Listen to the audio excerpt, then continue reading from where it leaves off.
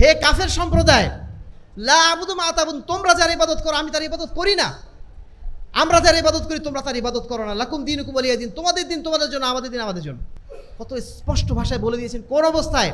যে অবস্থায় সেই মক্কার সামান্য কয়েকজন মানুষকে তিনি ছিলেন।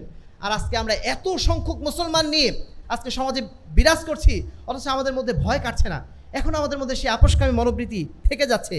আহলে হাদিসের রাজনীতি মধ্যমপন্থী রাজনীতি। আমরা কাফের বলেও ঘোষণা করি না, আমরা চরমপন্থী নীতি অবলম্বন করি না। আমরা নসিহতের মাধ্যম দিয়ে সমাজটা পরিবর্তন করতে চাই। আবার প্রচলিত রাজনীতির সাথে আমরা কখনো আপোষ করেও চলি না। আমরা স্পষ্ট ভাষায় ঘোষণা দিয়ে দিয়েছি যে এই রাজনীতি অবশ্যই শিরকি রাজনীতি, এই রাজনীতি কুফরি রাজনীতি। এই রাজনীতির সাথে একদিন কেন, একটা সেকেন্ডের জন্য একজন আহলুল হাদিস কখনো আপোষ করতে পারে না। আহলে হাদিসরা এদেশের বুকে ক্ষমতা অর্জনের রাজনীতি করে না।